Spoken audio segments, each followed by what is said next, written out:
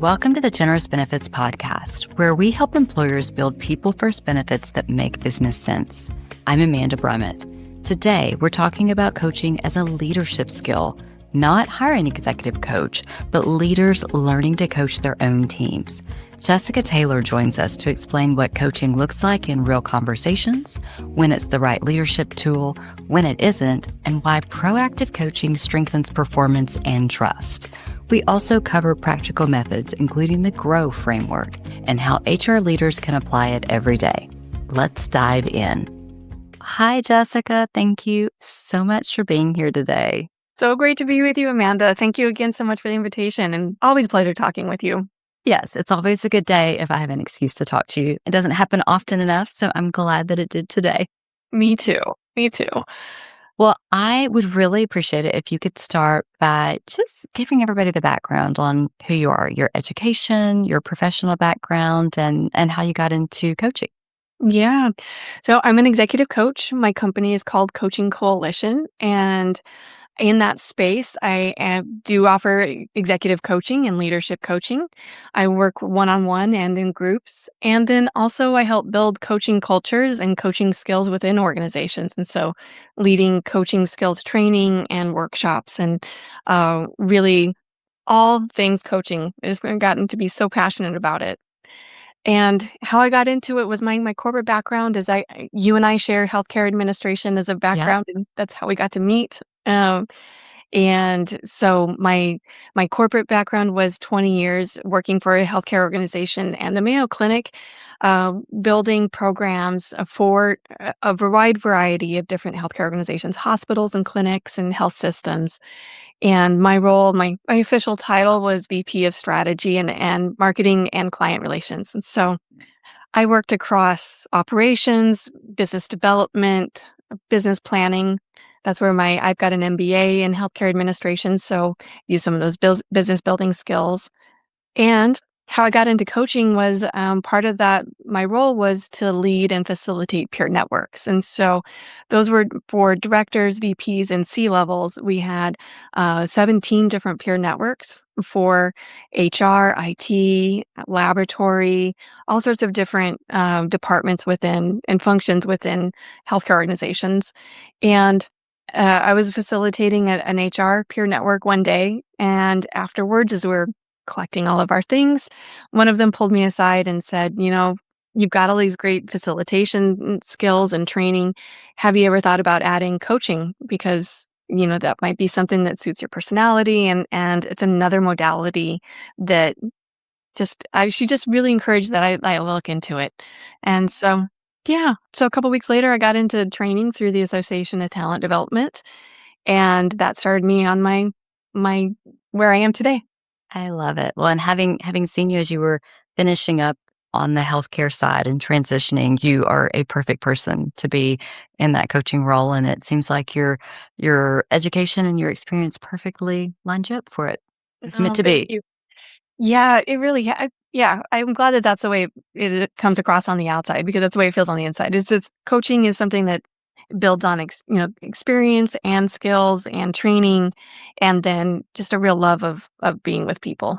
And then before we get too far in, I do want to mention to our listeners that you and Kenzie Judge did an amazing episode on what an executive coach is, when you could need an executive coach. And so if people are specifically interested in that, I definitely recommend listening to that episode. And today we're talking more about teaching leaders to coach, to be a coach themselves. So if someone has never seen coaching, they don't know what coaching is, can you share what it looks like when a leader uses coaching skills in conversation? Yeah, so let's maybe talk about what coaching is and what it isn't. And so, Perfect. yeah, and yeah, when leaders can use some of these skills for themselves, because you don't have to be, have coach in your job title to use coaching skills. It's something that everybody can bring as part of their leadership and their management. So coaching is a structured conversation, and it is based on future goals and aspirations, where you really want to see yourself in the future. So we often use roadmap as kind of a metaphor and analogy. And so coaching is really determining your destination. Where is it you want to go? Where do you want to be in the future? And then skills training and other modalities are really the roadmap. And so, like the step by step directions, and mentoring is often is one of the step by step. Here's my experience, and here's what I would do. Versus coaching is more a lot of questions. The coach will ask a lot of questions. What's important to you? What are your values? What are your strengths here? What have you already considered? We're going to be talking a little bit about. I'll share some of those skills and what those questions Yeah. look like. But a coaching conversation is really where the coach is facilitating, eliciting different ideas and what the strengths and values are of the person being coached. Okay. Yeah, that makes sense. And then it's not necessarily giving the answer to that. It's being Right. quiet and just listening. Right, exactly. So like the difference between mentoring, where mentoring might be, well, when I was in your situation, here's what I did. And they might be pointing towards a resource, or, here's what you should look at, or, here's how I would do that situation. The coach isn't necessarily going to give any instructions. I'm gonna say they're gonna be more of what would be best for you. And they're really the coach is seeing you as whole and resourceful, and being able to solve your own problems through uncovering things maybe you hadn't thought about. And then in a practical sense, correct me if I'm wrong. So I'm assuming as a leader, I'll use myself as an example, that perhaps in my one-on-ones with my team members, I would want to insert some of this coaching. So helping them dream about what's next, what resources they need. Is this something where like you take that hat on and off or Yeah, absolutely. And you can even identify, call it out loud. Say, okay, yeah, let's enter into a conference. Let's have a coaching conversation about this. okay. Because then that kind of prepares everyone. And once it's ingrained in the culture, everybody was like, okay, now I'm going to put on my thinking hat. And so it kind of just sets the foundation for what this conversation is going to be like. It also can be something that when you notice somebody is struggling, or maybe trying to, having trouble coming up with ideas or seeing their own solutions, it might be something that maybe you don't say specifically, I'm coaching, but you step into that role. Yeah. Okay, that makes sense. I would have never thought of actually calling it out, and that just makes it so much more comfortable of, "Hey, let's just dream for a minute." I really like Hmm. that. Yeah. Yeah. It really can just, yeah, get everybody on the same page. Yeah. Okay, and then when you're teaching leaders these coaching skills, can you give us, like, an example of what that could look like maybe in a conversation? Yeah, this is kind of a client that I worked with recently was very established in their career. They were kind of mid to late career. And so about maybe out in 50, 55-ish. And so had been really established in the organization, had been there for a long time, had worked up through the ranks, was really well respected, and had been moved into a new leadership role. And so this person was really wanting to stretch where that was that they saw their team go. And so came for coaching because they were noticing that they were leading team meetings, and they were doing what they always had done in their practice, in their clinical practice. This has been a physician. Mm, But they said, here's the problem that I see. Here's some solutions. And they started delegating, you're going to take this. I'm going to take that part, so, sounds reasonable. yeah, very effective. But what he was noticing is that a couple weeks later, people were coming back, they were missing deadlines, or they just weren't, there wasn't a feedback loop that was coming back about what was going on with the project and where it was moving. Ouch.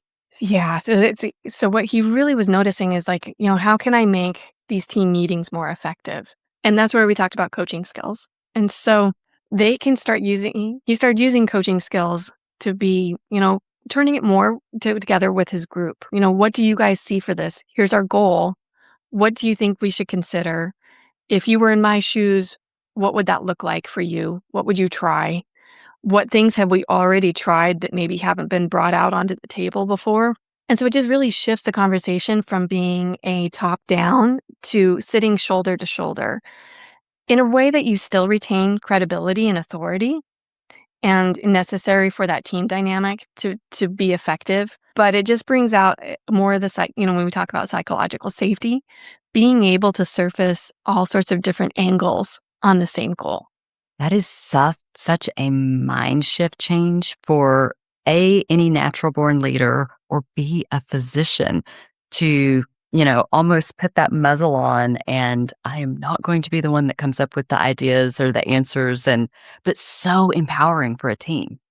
It really is. I mean, it's just, yeah, because as a leader, you feel like there's an expectation for you to have all the answers. And so you still, let's say, still want to have that authority and the credibility, to be able to be effective, but also have that shift where be like, I don't have to have all the answers. I can really lean on the team for being, having that scaffolding and bringing in some of those new ideas that wouldn't have come up otherwise. Yeah. And are there other times when coaching is that tool that a leader should reach for? Like that team meeting example is a great one. Are there other ones like that? Yeah, so there's different coaches for different things, and so, Yeah. yeah, we can talk a little bit about that, but first let me answer, like, the question of, like, when Sure. different kind of situations that coaching is really effective for, and it's Yeah. yeah, so, like, when you've moved into a new role, and so you've been promoted, you've got all the technical skills, you've been really effective, you've, brought in results and outcomes for the organization, now you've been trusted to lead a team.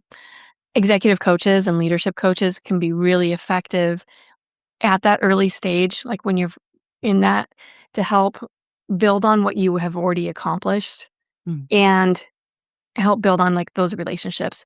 Coaching is a really safe space to where you can role play and you can have somebody to bounce ideas off of, what if I tried this? What it would look like if I could do this? And they help work through some of those, your scenarios. Definitely. Executive level, executive level, like when you have got a new project or a major initiative that you're embarking on, executive and leadership coaches and project coaches can be really effective at that. And so really around the ideation or helping you solidify how you want your vision to look and to come across. Yeah. So again, coaches can be that sounding board of, where am I coming from a place of strength? And is this really consistent with my values and how we're Mm. showing up in the organization? And then I probably asked the question wrong. When, as the leader internally that is coaching their team, when do I pull for those coaching skills? And then also the flip side. So now I'm going to add a second question to it. When do I not? Like, when are those times that you're like, ooh, as a leader, this would be a great time to coach your team, but also, no, save your dreaming for another day. Today's a day to be tangible. Yeah. Those same scenarios that you might reach for a coach personally for yourself individually can also Mm. be some of the same scenarios that it's really effective to bring in some coaching skills yourself together with your team. And Ah, so, like those new initiatives, after you've set the vision and the business outcomes that you expect and that are being expected, maybe if you're a publicly held company, you're going to have some stakeholders that are involved. yeah. So once you have those visions and those goals, then bringing in some coaching skills together with your team can help bring out some more of those ideas. And so, coaching is not really good at when there's a problem or when It's you're not trying. when I want to open up dialogue that Yeah, way. yeah. Or and yeah, when you're seeing problems or cultural, there's not a cultural fit, that's going on. Someone has been promoted and it turns out there's a skills gap that maybe they need. That would be more appropriate for training rather than Mm, coaching. Also, sometimes we see coaching being brought in when there's a performance improvement, plan that's trying yeah. to be implemented, and they're trying to show somebody, you know, the door to new opportunities. Yeah. And coaching is kind of being brought in to do some of that dirty work is kinda the ideas of it, and so that's not really the best use of coaching. Coaching is really Yeah. more proactive and visionary than it Mhm. is reactive and disciplinary. Yeah. Okay. I really like that analogy. And you're right. Clearly, of course, you would be since you are a coach. But the times that you would pull for an external executive or leadership coach really are the same as when internally you should put that coach hat on. That's really, really helpful. And that makes me almost think that we're doing it as leaders. We just don't realize that we're coaching. That's exactly it. Yes. Yes. A lot of times, yeah, we're having questions-based conversations. Be like, what do you think about this? What have you already tried? Those are coaching questions. Yeah. Yeah. Awesome. Yeah. Okay. And then you said coaching works best when it's proactive, not reactive. I could not agree more. What are leaders and organizations missing out on when coaching only shows up once there's problems? Yeah, that potential growth. And so, if you're bringing it in, when let's say there's a safety issue or a compliance problem, that's really coaching isn't really can it isn't really effective at that. That is more of a, you need to bring in somebody else for those kind of issues, or problems. And so, when you're not bringing in a coach when it's proactive, you're missing seeing all of the different potential solutions within your team. You also it's something that really brings out the strengths of your team, and so somebody might have a superpower that you didn't even know that was there. Also, if you're bringing in a new tool or an assessment, like a lot of Hogan assessment or DISC or, any of those other kind of Gallup strengths, any strengths finder, any of those kind of different modalities, coaches can be really effective at helping translate those and really dig into each part of those kinds of assessments and really pull out a lot of the individual strengths and what those assessments mean on the individual level as well as the organizational level. I've had personal experience with that showing up in someone's Omnia results that Mm. we had no idea they had the aptitude for sales. We hired them for a completely different role, and this showed up in their Omnia results. That's a great example. Yeah. Yeah. Definitely. I Yeah. also really like your comment about the superpowers. We may miss those. One of my favorite questions for a one-on-one is not regularly, like maybe quarterly or once a year, but what skill set do you have that our company needs that I don't know you have? And That's a that's when you find out people are good at graphic design or they're great writers or they love process improvement. Yeah, they've got passions for things that you just there may not be part of their day job and their job, their official job description, but they've got these talents or experience in something that is completely different. Yeah, or maybe they've been on the team for 10 years and you forgot that 15 years ago they used to Yes, do this. So yeah, totally. yeah. That's how I got dumped with marketing at a hospital. My CEO walked in the door. I was doing business development and contracts and managed care. And she walked in and goes, "Hey, don't you have a marketing degree?" I'm like, "Well, Yeah, yeah, but," that's and the rest was history. That's exactly yeah, yeah, so really coaching can bring out those kind of things that we just because it's a structured again, it's a structured conversation, and so it really can surface these things that just sit below and, like, just can be buried. Yeah, definitely. Okay, well, that is such a good tip. What are other tools in that toolkit that leaders can use to bring out those coaching skills? Yeah, maybe now's a good time to kinda talk about a framework, and so Yes, your grow method. it is, yeah, coaches will use a lot of different frameworks, and, this one is one of the very earliest, frameworks that came from executive coaching. And if I can kinda tell a little bit of a story about it. Please. Yeah. Yeah, coaching does come from sports. It does have its origin, so there is that connection there. Oh. Um, Even though they look much different now today, but in the '70s, there was a tennis coach, and, his name was Galloway, and he was coaching elite, tennis athletes, and he was noticing that when he was telling them how to improve, that they weren't doing it. Like, it they were not getting results. And what he decided instead was kinda ask them, he's like, "Where when you're hitting the ball, where's your racket? When you are making that serve, how does that feel?" And he was noticing that when people were giving their own feelings and their own assessment of their performance, then they started to improve. And he wrote a book about it, and, a an executive in England, Sir Whitmore, he noticed this, and he reached out to the tennis coach and said, "Hey, can you teach me how to do that?" And so they started in IBM, and that's how they started working with those executives, asking a lot of questions, giving that framework, And they had this perfect pilot program within IBM, and they noticed all of these different ways that the organization grew, that the coaching culture really started at the top and led to a lot of different initiatives and business outcomes. So from that, then that's the long story of how the framework came. And so they wanted to teach all of their supervisors and managers how to coach. And so the GROW framework is goal, reality, options, and way forward. And so it is a way of having a structured conversation where you are talking about the goal together. And that just might just exactly what that is the most straightforward part of it is just, Yeah. what is it that we want to accomplish? What are the things that we're thinking about? How does that fit together with our mission and vision? How does that fit together with some of the other goals within our organization? Really important to think about.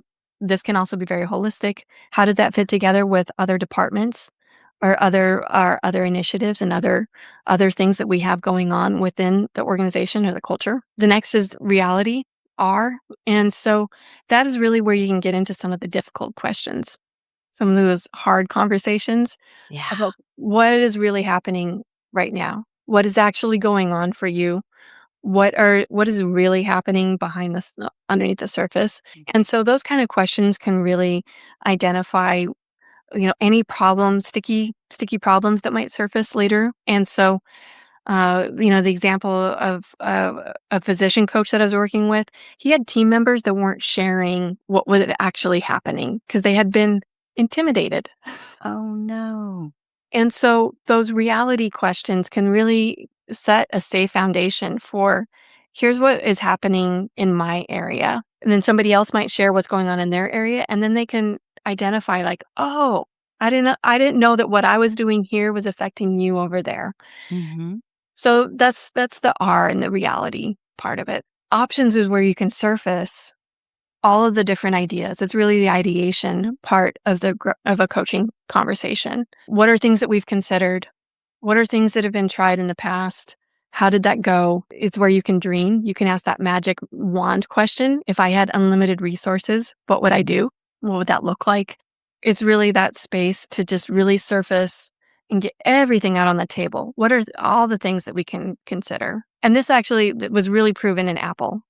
So within their design labs, they used a lot of the options type coaching questions. Then the fourth part and the last is the way forward. And so that's really identifying what we're going to move forward and what will be the plan.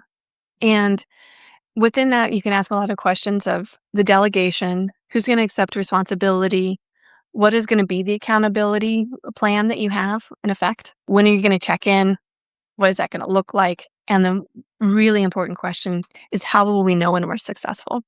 Mm. Not just on the outcome or the business metric, but also, what does that look like for us as a team?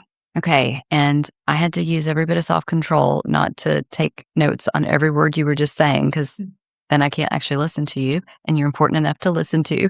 Is the GROW method something that people need to just rewind and write all that down? Or is there somewhere they can go online and find details about it? Yeah, you can search for it and Okay. find question frameworks. Yeah. You can also use your favorite AI tool to Okay. ask it to have a coaching conversation using the GROW framework. Ah, okay. There's a couple of really great books Mhm. that teach it also. The Coaching Habit by Michael Bungay Stanier is one of my favorite recommendations. Mhm. He really brings coaching down to a personal level and how you can use it in both your personal and your professional life. Oh, perfect. Okay. And thinking about HR leaders specifically, how would they use that in their day to day? And I know you're playing quite a bit and generously sharing what you're playing with AI. So maybe even if there's an AI prompt, maybe even share what you would use. Yeah, yeah. So I think it's a good part. This is a good segue to talk about AI safety for coaching conversations. Yes, And please. so yeah, so AI is just such a wonderful tool to be able to role play and to to learn these coaching frameworks Mhm. on an individual level. The safety part is, of course, it's just like anything else. We don't want to enter in any personal confidential information into those tools. And so it's tempting to kind of put in together a project plan or something like that. But it's just like Google, where we don't want to enter in our social security number, our credit card number. So Yeah. yeah. So with that caveat, AI tools can be really helpful in framing up the ideation and the coaching questions. So a prompt might be, if I this is the scenario as a situation without putting in any personal information in there, but here's the scenario. What coaching questions could I ask of my team? Is a great prompt.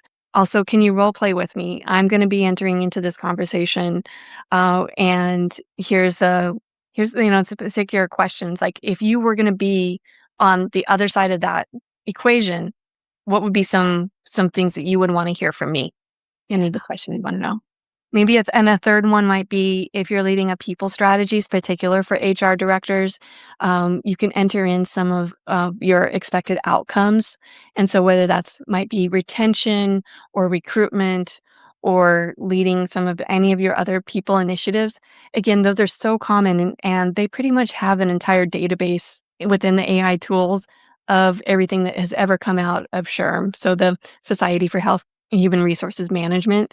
So you can kind of ask it to query some of those tools, and it can help point you into some of those resources that SHRM might have that you can access as a member. Oh, that's great.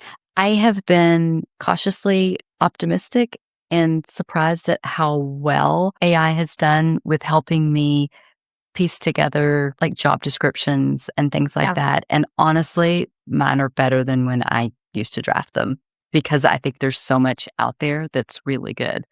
It can pull from so many different resources that we hadn't thought of. Yeah. And yeah, and then you are able to customize it and bring it in so that it is personalized. And so, yeah, it provides a great first draft. Yes. Yeah. Well, oh, I hadn't even thought about using it that way. So I do the first draft and then I have it edit. That's smart to actually start there.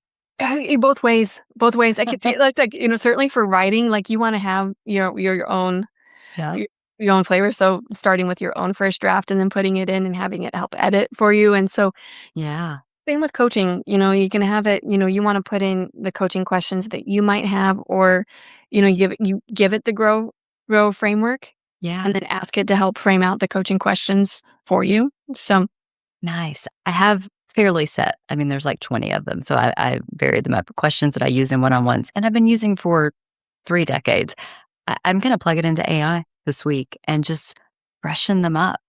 yeah, yeah, it can really, because it's pulling from so many different resources. Yeah, it does. It really can give you another perspective that maybe you hadn't thought of, or another resource. Yeah, So yeah, definitely. yeah, I love it. Okay, we could yeah, do a whole episode on AI, but I will move on since this is not an exclusively AI episode. yeah. I the same using it. Yeah. Well, it was on that note. There's a lot Yeah, of yeah, go. You're good. conversation in the coaching industry about, is AI going to replace coaches? And yeah, Mhm. it's because it is such a human interaction, and these conversations are, yeah, it's a human endeavor in coaching. It can help support coaching in a lot of different ways. So helping with those assessments, or identifying which assessment might be appropriate. It can help on the business side of things. So helping automate emails, or anything that you do on repetition. And so, like with the Grow framework, again, it can help identify a set framework, and piece like that. So it can help support some of those coaching functions. But I don't see that we're going to have, the her, operating system coach on demand.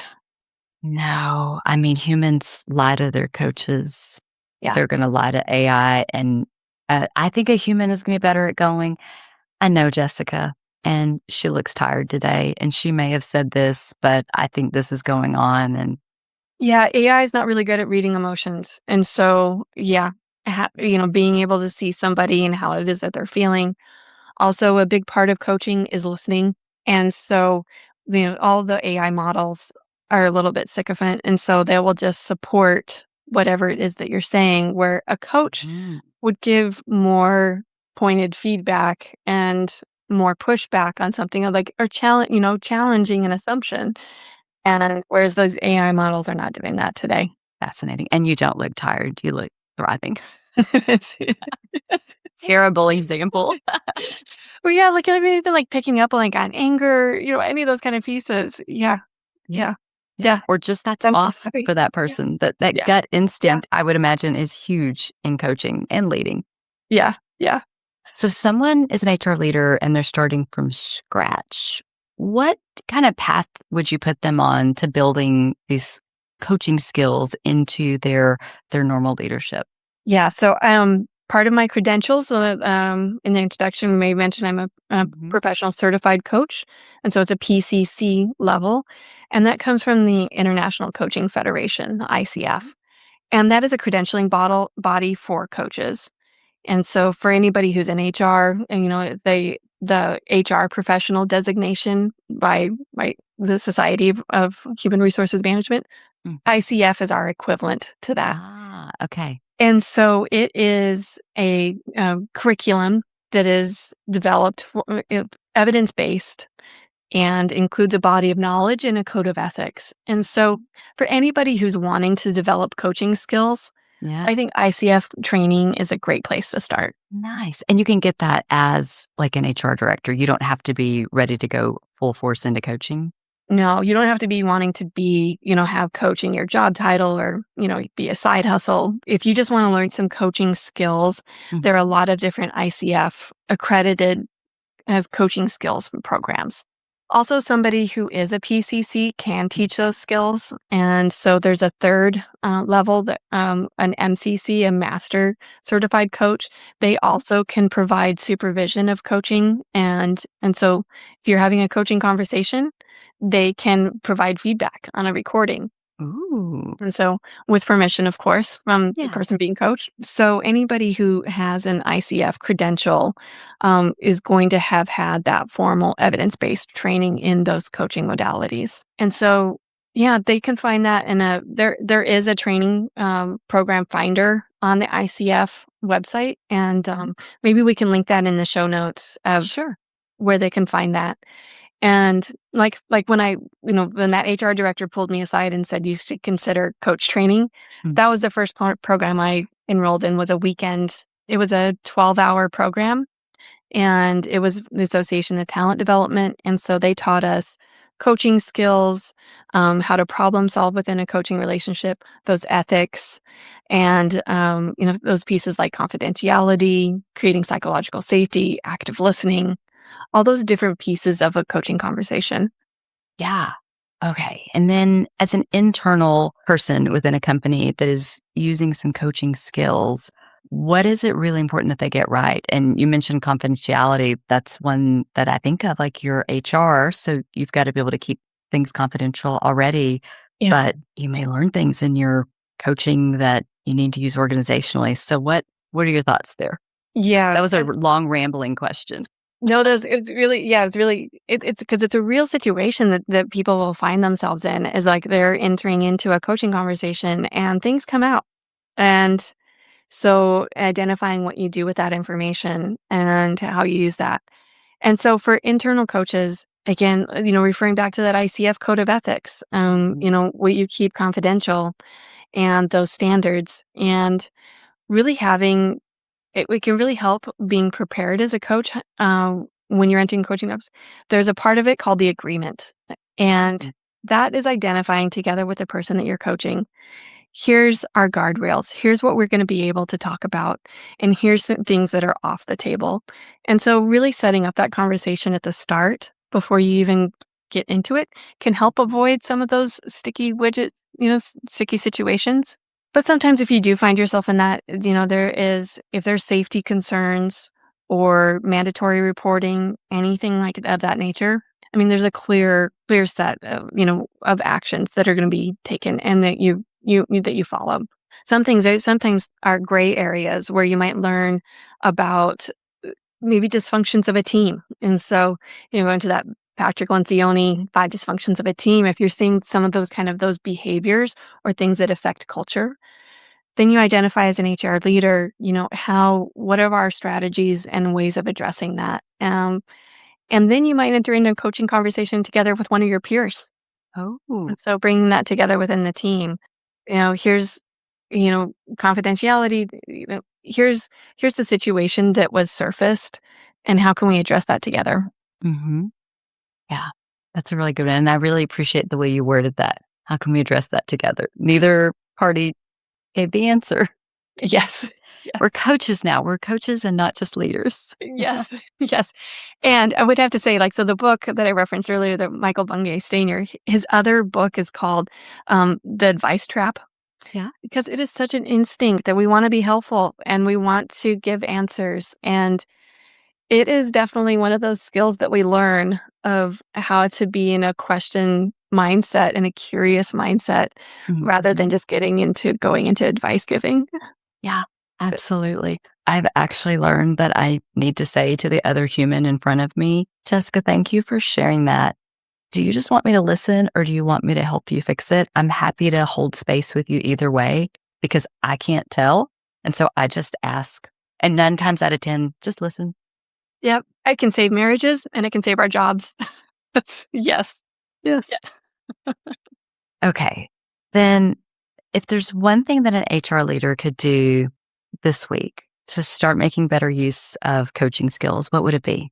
Yeah, having that curious mindset. And so it really does come to mindset. And so really identifying when there's an opportunity to help somebody identify their strengths and their values and that destination. So instead of being someone who wants to, it's different from being a teacher or instructing or giving directions. Sometimes there's points when you just really need to give somebody, like, they're lost and they need to know how to get to the nearest gas station. so Hmm. Hmm. so really on that mindset of identifying when those are appropriate and when, the mindset of having a coaching conversation of when should I help this person find their own way? When can I help identify opportunities that they may have not seen? Big part of coaching is having is that active listening and then paraphrasing and mirroring back to them what you hear and letting that other person hear what they sound like. So really, like, this week, as I kind of thinking about, we're recording this on a Monday, so which is amazing. You like, kind of thinking about the week ahead. What are some, meetings that I have where coaching, identifying, using that grow model might be appropriate, might facilitate that conversation and come out with a better outcome. Absolutely. I'm going to dive into the grow model as soon as we're done here. And I'm kind of annoyed that I'm 30 years into leading people before I ever heard about it. So I'm glad to know today that it exists. I wish, I was promoted into leadership when I was in my 30s, like young 30s. I Yeah. wish I'd had this before because I felt really pressured to have all the answers, and had I had this, that would have been it would have changed out so many conversations. They'd have thought you were a guru or something. Right. Well, Jessica, thank you for your time. Thank you for just your transparency, your ability to make something very approachable and easy to listen to, and just really appreciate you. I could talk with you all day long. I really enjoyed having a conversation with you, Amanda. Thank you again so much for the invitation. Big thanks to Jessica Taylor for sharing practical ways leaders can use coaching skills to build stronger teams and improve performance. This is the Generous Benefits Podcast, keeping leadership and benefits practical, personal, and people first.